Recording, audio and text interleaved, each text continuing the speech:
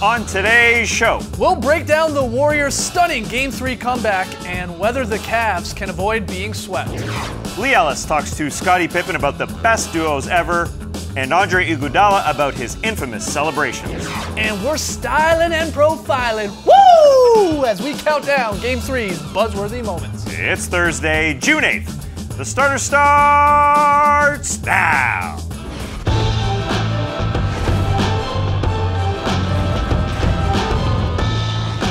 Good evening, sweet world, and welcome to The Starters, presented by Jack Daniel's Tennessee Honey. Whether you're listening to the podcast, joining us live right now on NBA TV, or later on YouTube, we're very, very happy to have you. I'm Jay Skeets, and alongside me, as always, that's Tess Mellis. Ric Flair impressions are addictive. Woo! Last but not least, over yonder, it is the bearded one. It's Trey Kirby. Hey-o! Hey-o! TK, what's up, man? Well, I'm here at the internet looking for your best tweets at #TheStarters. And guys, last night, Tristan Thompson showed up to Game 3 dressed like a straight-up urban cowboy. He had a tucked-in t-shirt, a beautiful wide-brimmed brown hat, some nice boots, and a pair of pants so tight that even Harry Styles would be proud. And since this is a notable NBA style moment, y'all already know what time it is. It's time for another edition of everybody's favorite game, Fashion or Nah. If you like what Tristan's wearing, it's fashion. If you don't, nah. So guys, Fashion or Nah on Tristan Thompson's Cowboy. Why I give it the X? Why? That belt buckle's gotta be in the right spot. You're a cowboy. That belt buckle is by his hip almost. Yeah. You're missing. Yeah. Wow, the belt buckle. And then the pants. I mean, I'm a guy that wears tight pants, but even those are too tight for my liking. And if you're gonna wear tight pants like that, you gotta go score a point. So that's why I'm docking them too. Sorry, Tristan. Love you, man. I'm giving it an X. Trey, though, you're the fashion expert. Yeah, we're all in agreement here, guys. Wow. Nah, I like a tucked-in t-shirt. I like the hat. I even like the jeans. But altogether, it's a little bit too much. But shout out to Tristan Thompson eating that healthy food so he can wear tight pants. That's right. But we want to hear from you, so we've got a poll up on our Twitter page @TheStarters where you can vote, is Tristan Thompson's urban cowboy look fashion or not? Get your votes in now. We'll check the results a little bit later. All right, let's hear from you guys. Get onto that poll over at the Starters Twitter account. On tonight's show, we'll talk to Lili, who is live in Cleveland. He's got a couple sort of sound bites with Scottie Pippen and Andre Iguodala, and we'll take you through the top 5 buzzworthy moments from Game 3. But we got to really break down that Game 3, and we're going to do it tonight by playing a little What You Got Game 3 Finals Edition. We'll debate some questions pertaining to that game last night, ultimately decide on an answer, but you got to be careful. There's only one right answer, and that's whatever TK says it is. Got to get inside that mind/beard. TK, first one. Finally got a classic last night, and it came right down to the end where a whole bunch of stuff happened, like Kyle Korver missing a good look at a 3, which eventually led to Kevin Durant walking into a 3 that took the lead for the Warriors, which eventually led to Andre Iguodala stripping LeBron as he took a 3 that could have tied things. Guys, tell me, did the Cavs blow Game 3, or did the Warriors steal it? The Cavs let this one slip away. They didn't score for the last 3 minutes in this game. The last 6 possessions, they came up empty after playing a fantastic game. LeBron James says you need an A++ game to beat this Warriors team. One of the best teams in NBA history. And I think if anyone's grading this afterwards, looking at this, and they see they didn't score the last 6 possessions of the game, that's not A++. The Cavs were right there, but they let it slip away. One score in those final 3 minutes from the Cavs, one stop on the other end from the Cavs in those final 3 minutes, and they probably have this thing at least 2-1. I'm with you. I'm with you. I mean, the Warriors hit some unbelievable shots and played some unbelievable defense at times, but the Warriors, their mistakes stand out more to me than sort of Golden State's defensive execution at times. And there's the breakdown. It's really similar, in a weird way, to Game 7 last year, where the Warriors went cold. And both teams were struggling in Game 7 last year, I get it down the stretch, but the Warriors went ice cold, and you had the flip thing going on where stars, last year it was Kyrie hitting a huge 3, this year it was KD. And then last year it was, Curry being the star, not being able to shake a defender, and this year it was Kyrie, oddly enough, not being able to shake Klay there. So I do think it was the Cavs who blew this a little bit more than the Warriors took it, because they played a great game, the Cavs, but maybe it was an A, maybe it was an A+, but it wasn't an A++ because, like you said, those final 3 minutes. Right, and it's easy just to say, oh, those guys were tired in terms of LeBron and Kyrie, but looking at it, that's part of the reason why they were tired, why they didn't get it done. Right.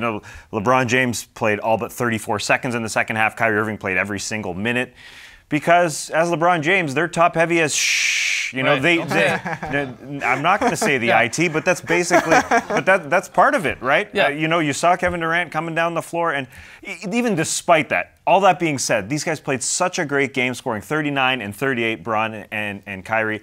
What if Kyle Korver's shot goes down? That's Kyle Korver's shot from the corner. So you're not upset. You're not upset at all that LeBron makes that play. No. He gets right into the middle. You know, he took a couple shots within the last 3 minutes, and this one was Korver's shot. The Warriors did a great job because they were trying to get Steph Curry onto LeBron on this one, but they managed to get Kyrie back onto Korver.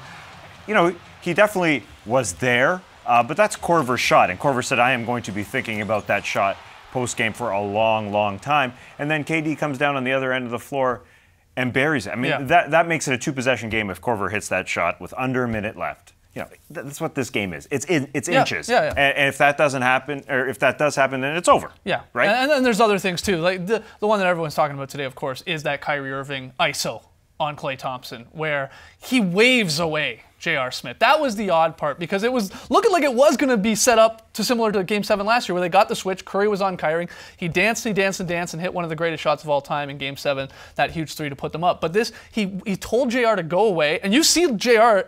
visibly go, what?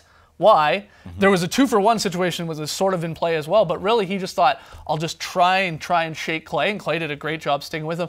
And then, again, he didn't have to step so far back to make it a three.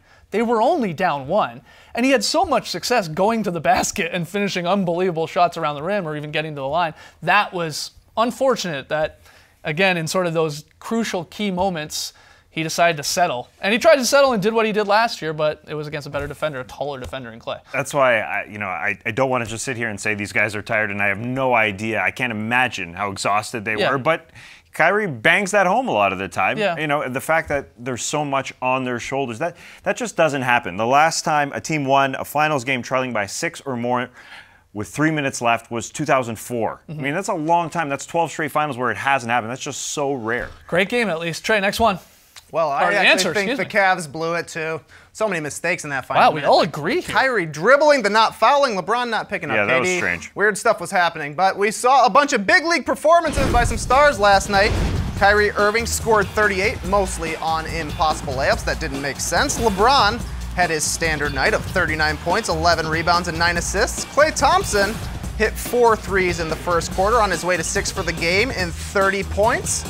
And his teammate Kevin Durant had 31 while hitting that giant 3 right at the end of the game. But guys, what was the best performance? Kyrie, LeBron, Klay or KD? What you got? Curry not even in the mix here. That's how many great performances there were. But I think it's Kevin Durant. I do. Really? Yeah, it is. 14 in the final frame. A part of it, you said there, Tess, because Kerr was buying him some minutes. He only played 41 minutes in this game, especially when you compare it to LeBron and Kyrie Irving. They played a couple more, and they looked a little more gassed. I think it's him. He hit the biggest shot, too, of his career so far. I mean, that 3, that's unbelievable. He grabbed the rebound, went up the floor. They're down 2, and he jacks the 3 right in LeBron's eye. All great performances, all very obviously important, but I'll go with KD. Yeah, KD brought it back from the board. As he said, they're so dangerous because anyone can push it. You know, that's what makes this team so dangerous post-Mark Jackson era. A lot of the time in Mark Jackson era, it was Steph bringing it up. Occasionally it was the backup point guard or Andre Iguodala bringing it up. In this instance, it can be KD, it can be Steph, it can be Klay, it can be Draymond, and you can't double. And that's why it's almost like a Spurs situation with the Warriors. I can't pick one of those guys. I think it has to be Bron or Kyrie because the Warriors share it. They share the responsibility so much. You know, they're going to start to lose the individual accolades as the years go on. So you're leaning towards a Cavs player in this? Yeah, give me whoever. Give me Bron or give me Kyrie. I don't know, but they are top heavy as Well, we just talked about their mistakes, though, down the stretch as well. I know, That's a little bit of a tarnish. They were unbelievable for 46 minutes, 45 minutes. But these guys, the other guys shared the spotlight so well. You know, we didn't even mention Steph Curry because they basically took the ball out of Steph Curry's hands. I mean, they doubled him like crazy to start. That was an adjustment that Ty Lue made. And, I mean, LeBron's minutes were Russell Westbrook-esque, right? He was on the floor, they're +7. He went to the bench, you know, for just over 2 minutes, and they were -12. It was very OKC-esque. Trey, what's the answer to this one? I'm excited to see this. I can't believe it. I'm going with Kyrie. Yeah. The last possession, not great, but he was the most fun to watch for the entire night. Most fun? He was Best the most performance, though, in a loss? Well, performance, sometimes it's about entertaining. Yeah. That's just me, though. Anyways, last night's win pushed the Warriors to 15-0 in the playoffs. Has them on the verge of sweeping the finals, something that hasn't been done since the 2007 finals, but they're playing LeBron James, who's only been swept in the playoffs one time, the 2007 finals. What are the odds? Guys, is the 2017 finals a sweep or nah? What you got? It's a sweep. I agree. It's a sweep. I don't know how a team bounces back. I guess if any team could do it, it's a team led by LeBron. But I don't see how mentally or even physically, for that matter, because they play on Friday night. There's not a big rest period here for them. Yeah. I don't know how you come back from that. I totally agree. And especially also when you throw into the consideration that the Warriors, they want that redemption. They want the 16-0, which definitely puts you in the conversation of the greatest team ever. And it also helps ease the 3-1 choke job of last year if you just go back and sweep the team the next year. Yeah, you have added Kevin Durant, and a lot of people expected you to do it, but come on, 16-0 and a sweep against the LeBron team in the finals, that's something impressive. So I think the NBA season ends on Friday night. But Skeets, they fought back from 3-1 last year. I know no one's fought back from 3-0, but that's what people said about last year. Yeah, but look at history in the finals. Look at the last 5 times we've had teams up 3-0 in the finals. Only one. Oddly enough, Jordan's Bulls, gave up 2 games, and it was a bit of a series. So. Those curtains are great. But I just don't want LeBron to be swept again because I don't want to hear that argument of, oh, MJ won all 6 of his finals and LeBron got swept twice. I just don't want to hear that argument. There's some nuance here. This is one of the best teams ever. Yeah, I think you're going to hear it, though. Of course we are. Are we getting a sweep on Friday? No way. What? No sweep. The last time the starters were rooting for a sweep, we got burned by LeBron. It's going to happen again, guys. Gonna happen again. All right, let's hear from the people out there. Jump on Twitter. We're gonna see a sweep on Friday night or not. Got to take a break. When we return, Lily talks to Andre Iguodala about his best celebrations. Is that what he's doing? I guess so. Yeah, that's his Korver kissing.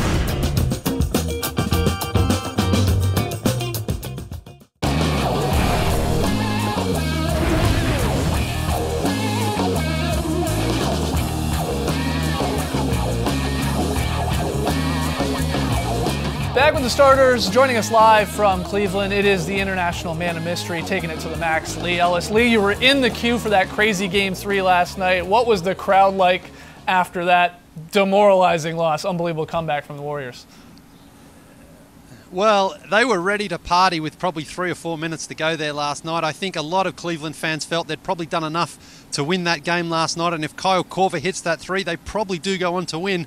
But of course things didn't work out that way, and it was a really deflating feeling. Like, people started leaving for the exits when the Warriors were at the free throw line knocking in those gimmies at the end there. But man, it was a really crazy crowd in there. They were ready to go, but unfortunately it didn't work out that way. Yeah, did Korver miss the 3 from the same corner that you hit your 3 when you were shooting around with Bones and Vince Carter? No, it was the other corner, actually, so don't try to put this one on me. But I was going to go down and try to console Coach Kyle and tell him it's okay, but he took off before I had a chance to see him. Okay, great stuff. Well, along with shooting with some legends, you had a chance to talk to a legend in Scottie Pippen a little earlier in the day. What did you guys talk about? Well, as you may know, that Jeff Van Gundy is pretty much ready to anoint Steph Curry and Kevin Durant the best duo in history already, even though they haven't won a championship, although that's likely to change. But Scottie Pippen knows a little bit about being a part of a great duo. He, of course, was one with Michael Jordan in the 90s. So I asked him who else he believes are some of the best duos in NBA history.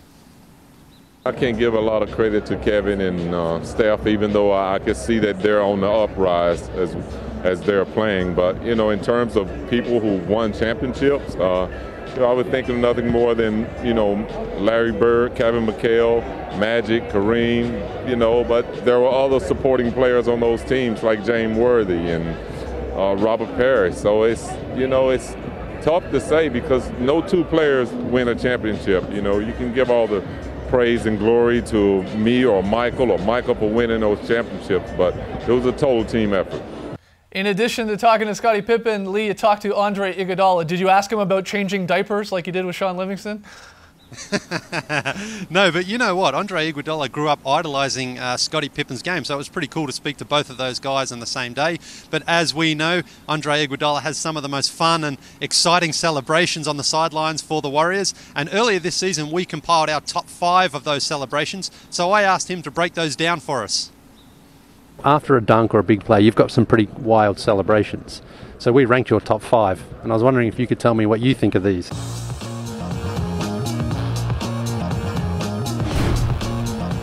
It was 2-2, right? So you got a 3-2. We got the momentum. We won that game. So I was really excited about that one. That's the bench, kind of the bench thing we're doing about attacking and being forceful. He and I, we're Midwest guys. We've been playing ball against each other since we were like 10 years old. Seriously. So. You've never done any damage with that one? Yeah. The bench was talking trash on that one. The bench was talking trash to me on that one. I passed it and I ran before he shot the ball. The Clippers were talking trash on that one. This one's on the bench. Harrison is one of the most athletic guys in the league, so we just having fun on the bench with that one. I know you don't know what to do, so you kind of just stay in place. You've been in the league a long time. You still get sort of surprised when you see guys do this. No, I just keep it excitement, keeping it fresh and fun. I got fined for that one, so no comment. I can't comment on when I got fined, or you might get fined again. We even made a song called "Do the Iguodala, Do the Iguodala." I hope y'all, if y'all got paid, then I get some royalties off that. Okay, no worries. You tweeted about it too. I'm surprised I didn't get fined for that one either. Thanks for coming on the show, man. We appreciate it. I heard you're a big fan. Is that true? The Bible said, "Thou shalt not lie." Although I do lie, I try not to. So I'll try not to.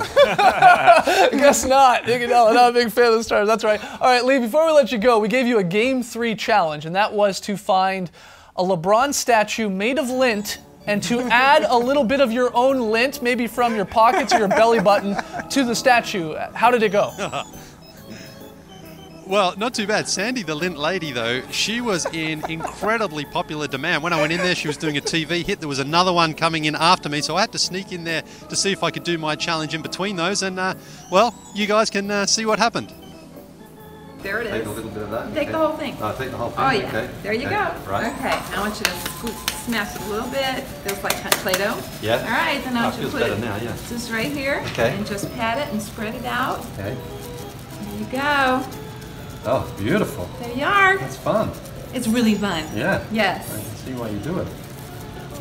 There you go. Nicely done. Easy. Nicely done. So, and I'm Sandy Buffy, and I'm proud to say that Lee has finished his challenge. Wow, okay, Lee, you did it unbelievably. And I didn't have to go into my belly button to get any lint out either. Yeah, so I think that's a pretty successful challenge. Yeah, we did say your own lint, but it looked like she just gave you some. Man, she just must have a ton of lint just hanging around, eh? Like, Yeah. how much laundry is this woman You doing? should see. You should see how much lint she has there. When I asked her, she ran down the back there, grabbed all the lint out, and applied it onto LeBron James. So it was perfect. Her house and studio is made of lint. It's unbelievable. All right, Lee, thank you so much, buddy. We'll talk to you tomorrow night ahead of Game 4. Okay. Lee, all right, lots more still to come on the show, including some of our favorite Game 3 moments both on and off the court. Don't go anywhere. You're watching The Starters.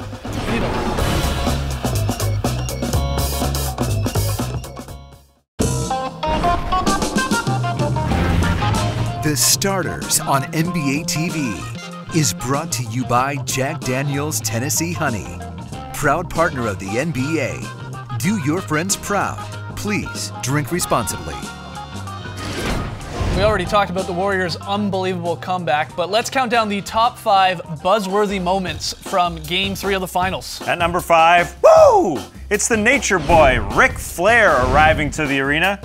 And you know Ric Flair is going to get that crowd pumped up hard!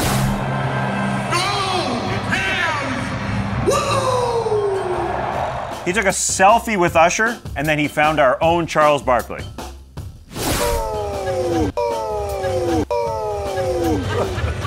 Woo! At number 4, the big wedgie, Shaquille O'Neal, had great seats last night, though he caught the ABC broadcast guys a little by surprise. And if you see that large man behind us, that's our new security guard, Shaq Daddy. Did you know he went on the air today and said, "Mama, there goes that man"? Oh, that's stealing. That's stealing right there. Best part though, this fan trying to dap up Shaq. Chico says, "No, get out of here! Get out of here! Get out of here! Can't touch him. Can't touch him! Come on, way to go, Chico!" At number 3, Kyle Korver dunked only the 24th dunk of his 14-year career. Wow. And it came in the final. Such a special occasion. Everyone was happy for him, including Draymond Green. Look at that. Woo! Oh, it's so rare. Wow. That's great. At number 2, it really was the Kyrie Irving show in Game 3. For good chunks of this game, repeatedly getting to the basket and just throwing up shots that were improbable as they were accurate, because they were dropping. It was a wild, wild thing to see. The dribbling display, the finish, the English. He has it all, this guy. Right hand, left hand, glass, no glass. It didn't really matter how many guys were around. He was just tossing up, and somehow they were going in. This was crazy. Probably going to be a quick series, but I'm glad we got a Kyrie game. For We sure. needed a Kyrie game. At number 1, a one-of-a-kind tweet. Now, when LeBron James' game-tying attempt was swiped by Andre Iguodala, this sealed it. I mean, it's over. Great deal. But as they're going back to the locker room, J.R. Smith remained confident because when he got into that locker room, he tweeted, "Cavs in 7. Woo! Yeah, we're coming back, baby." But he later deleted it and he said he was hacked and somebody else posted it.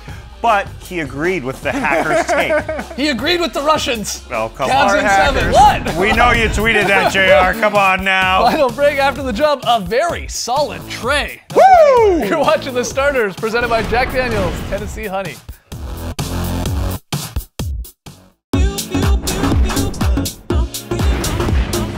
Yeah, cameraman Rick loves these tunes. We asked you, is Tristan Thompson's urban cowboy look fashion or nah? The people have spoken, Trey. Oh yeah, the people have spoken. No surprise, 66% of people say nah. But gotta keep eating healthy. Gotta keep wearing those tight pants. That's right. All right, the Aussie's still in Cleveland, so no very solid play, but we do have a very solid tray. Yeah, and from now on, the very solid tray is a very solid play that ends in a three-pointer, and this tic-tac-toe is the best we got because Klay Thompson knocks one in from the corner. Tic-tac-toe from Durant to Zaza to Klay for a rattle job. Oh, rattle job. Rattle job. But that's what I call a very solid tray. Excellent stuff. All right, tomorrow. It is Friday, right? Is that right? I don't know. We I've work lost Sunday. track. Yeah, it's weird. Yes. We've got the Drop podcast. It'll be up on iTunes, Google Play Music, our website. We are going to break down Game 3 in great detail, obviously looking at that series, looking at those two teams, possibly looking at their summer plans, maybe in terms of the Cavs, what moves they will make. So lots to discuss on the Drop podcast. Hope you guys pick that up. We'll get it up around probably 1 p.m. Eastern, so keep an eye for that. There's a look at tonight's schedule on the network. We got Game Time coming up next. Finals Film Room, Game 3. That one will be fantastic with all the coaches there at 9 p.m. Eastern. And there is a look at Friday's schedule. We'll be back at 6:30, followed by pregame live at the finals, postgame after the game. It all makes sense. We'll talk to Lily on the show, and it could be the last game of the 2017 season. How do the guys bounce back after that? Yeah, it'll be interesting to see. It would be very, very difficult for them to do that, right? Do they believe that they can do it 2 years in a row? Come on, man, they got pride. I don't think so. I think the got brooms pride are to get a coming out. win. What is Lee doing here? I don't know. I don't know really what she's doing. He dug deep into that belly button, deep, and he created a sculpture of Lint Bron James, all from his belly button. Impressive. Race tonight, people.